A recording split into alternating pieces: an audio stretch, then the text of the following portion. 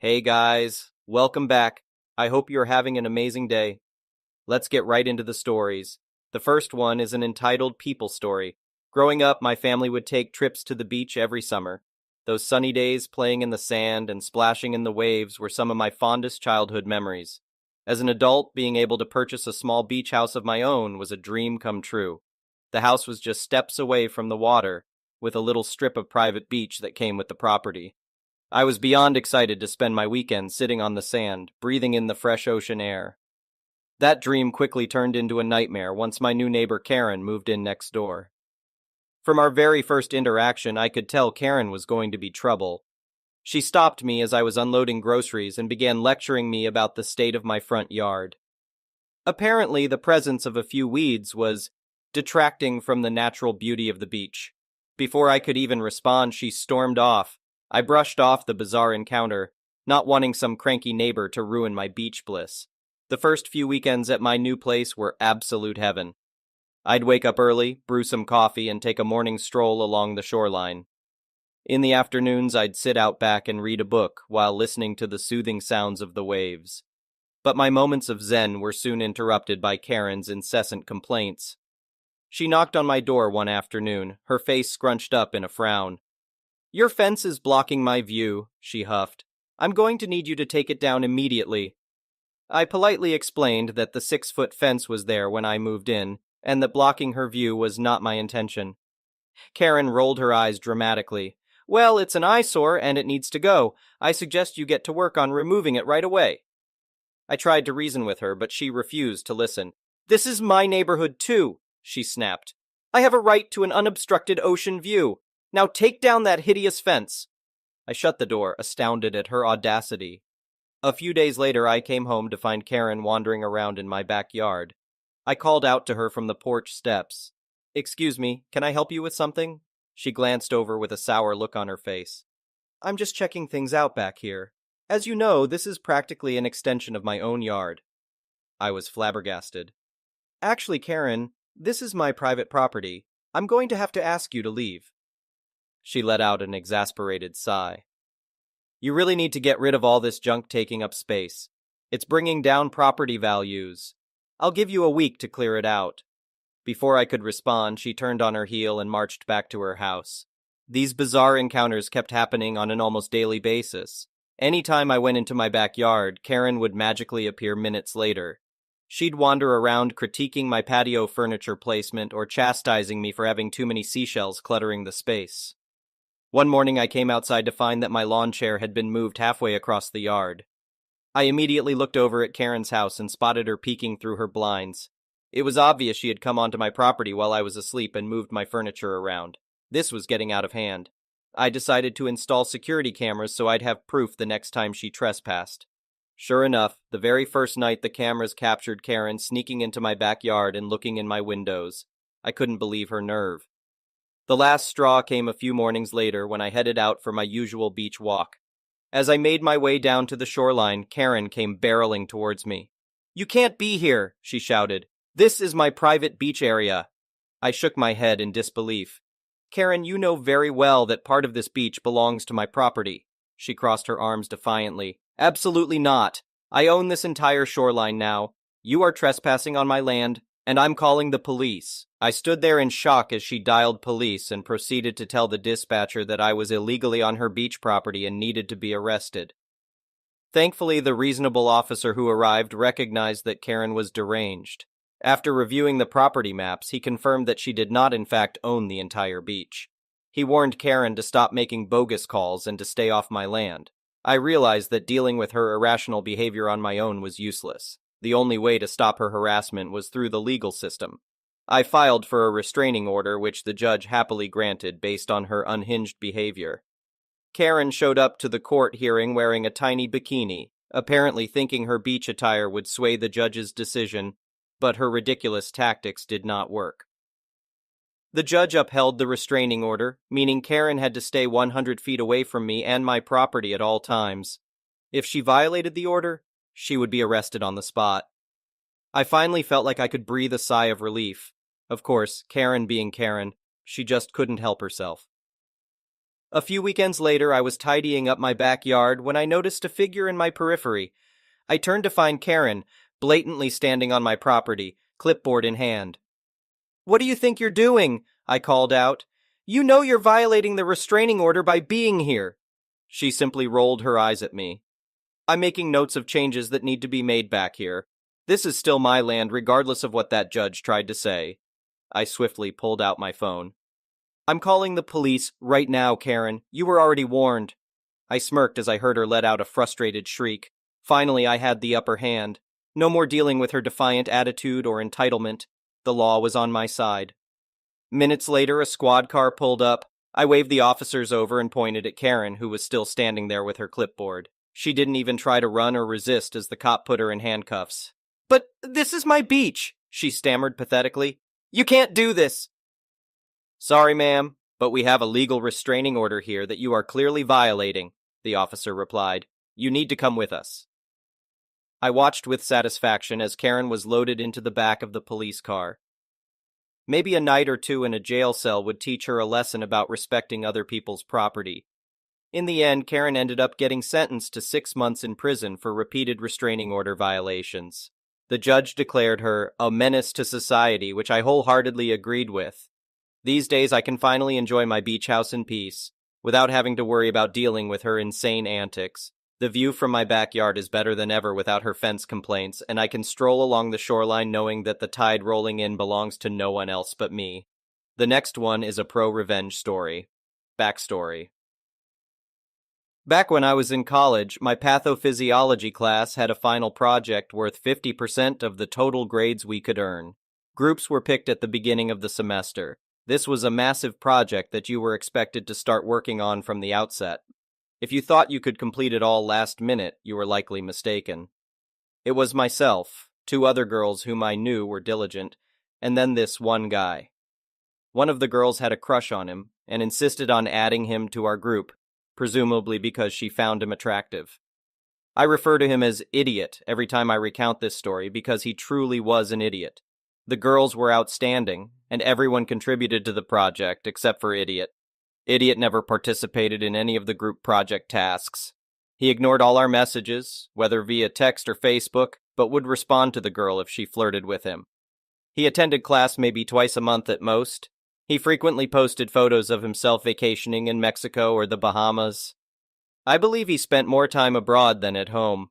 A week before the project deadline, he messaged the group asking which sections of the textbook he should review for his portion of the project.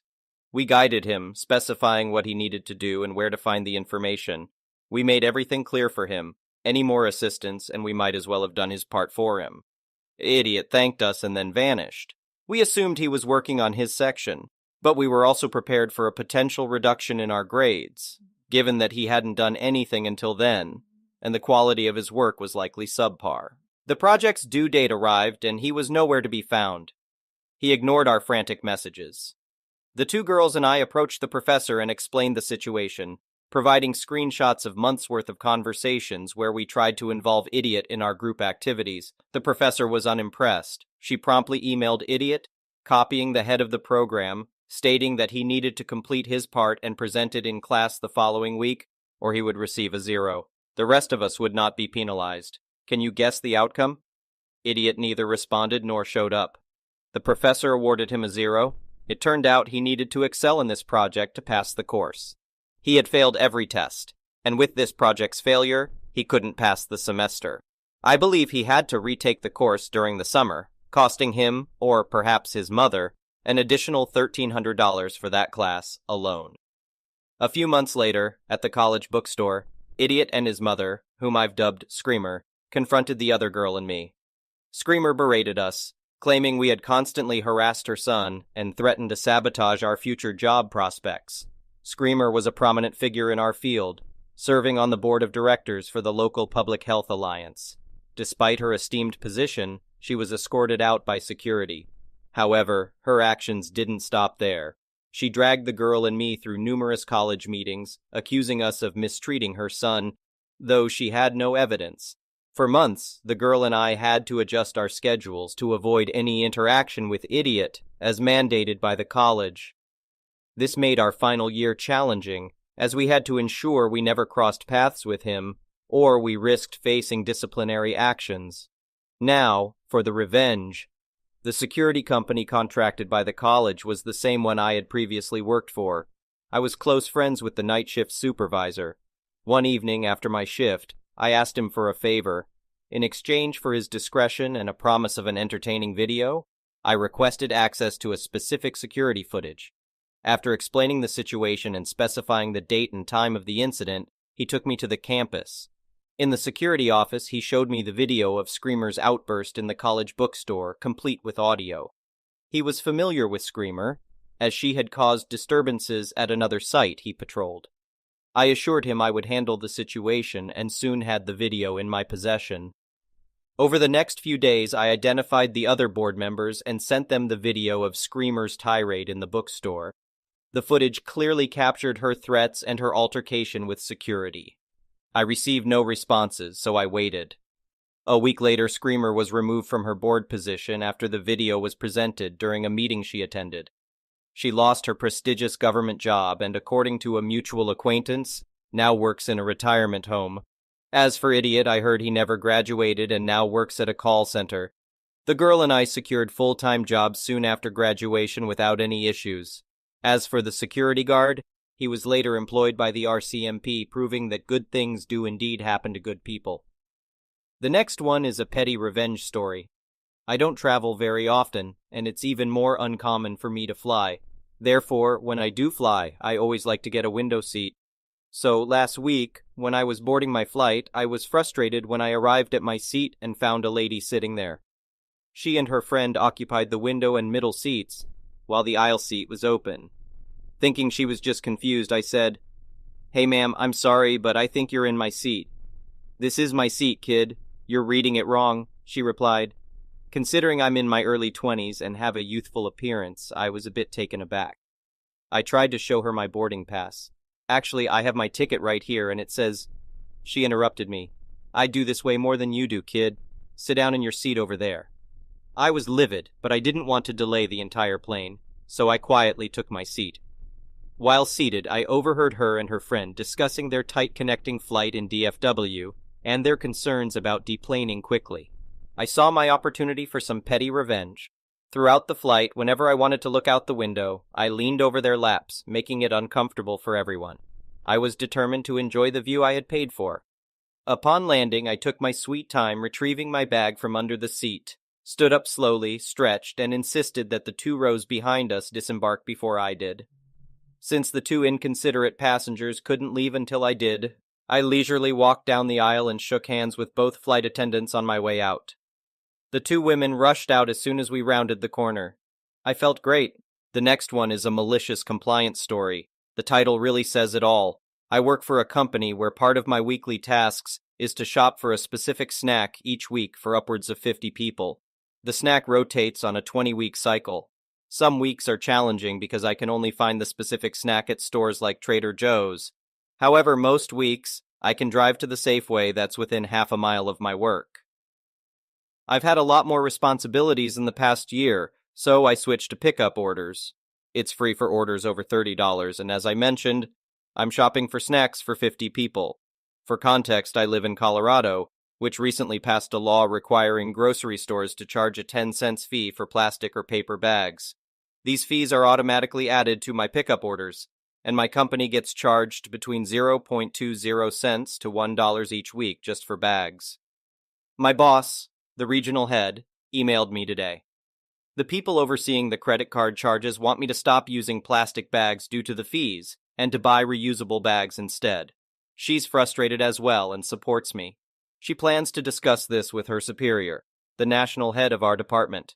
Now here's where my malicious compliance comes into play. I contacted the local Safeway, and their policy doesn't allow the use of reusable bags for pickup orders, so I can't shop there anymore.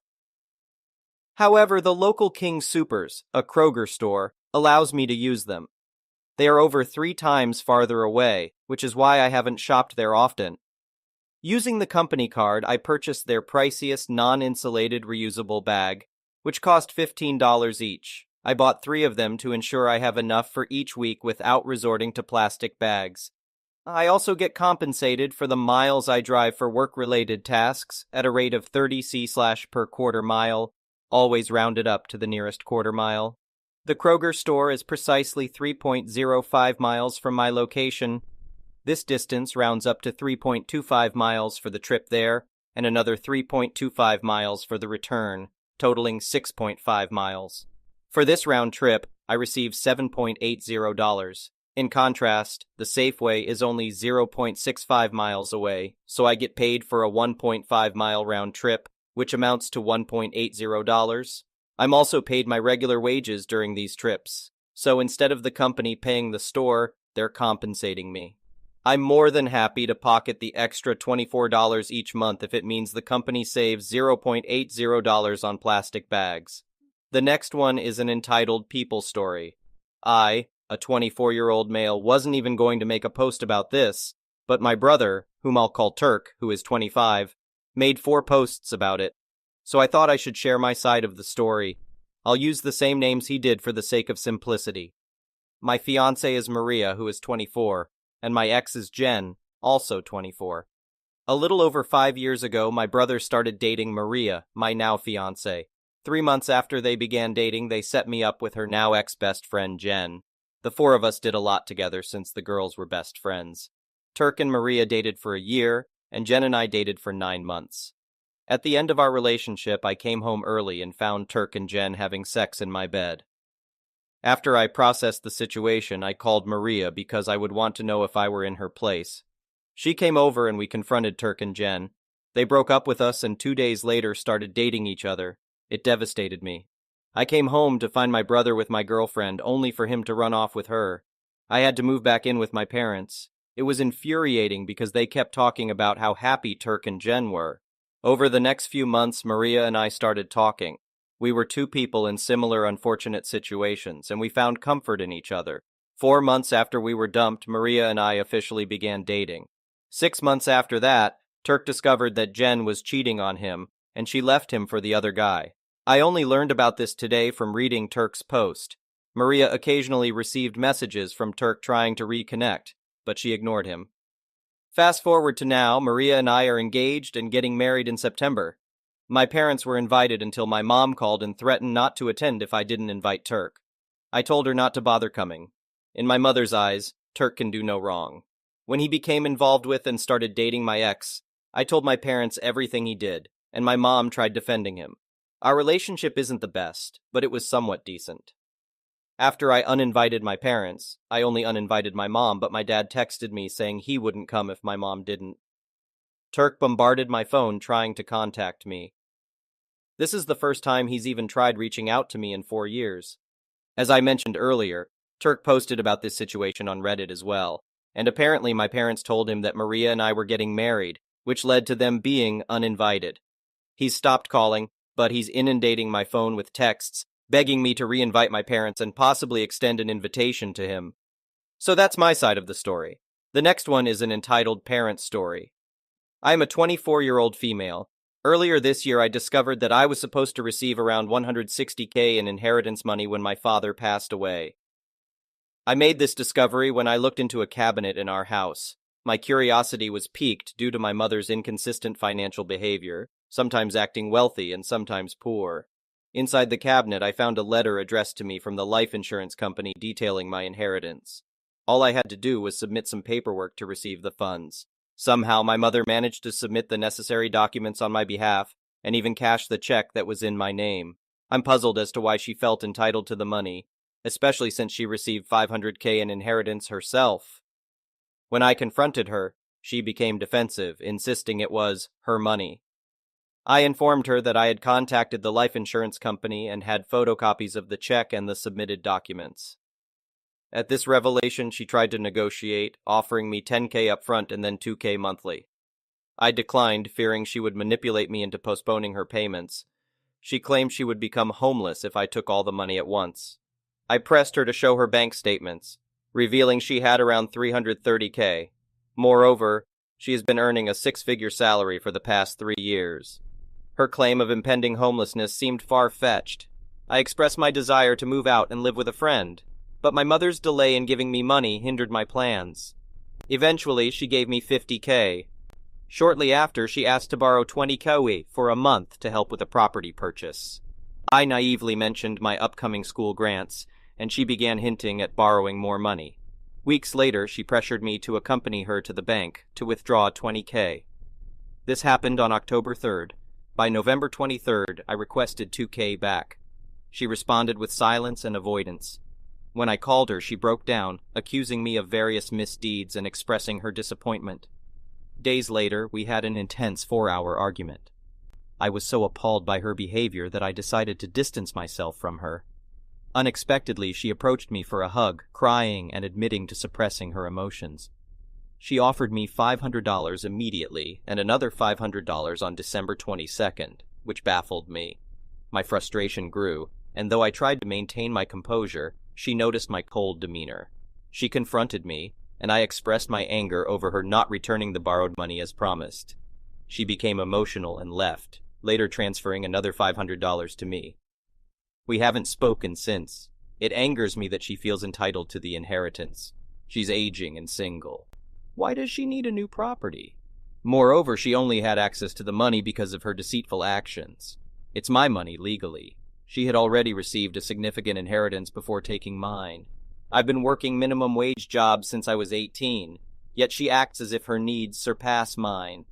Even if her claims hold some truth, I am her child, and the money is rightfully mine. I recall an incident when I was 19.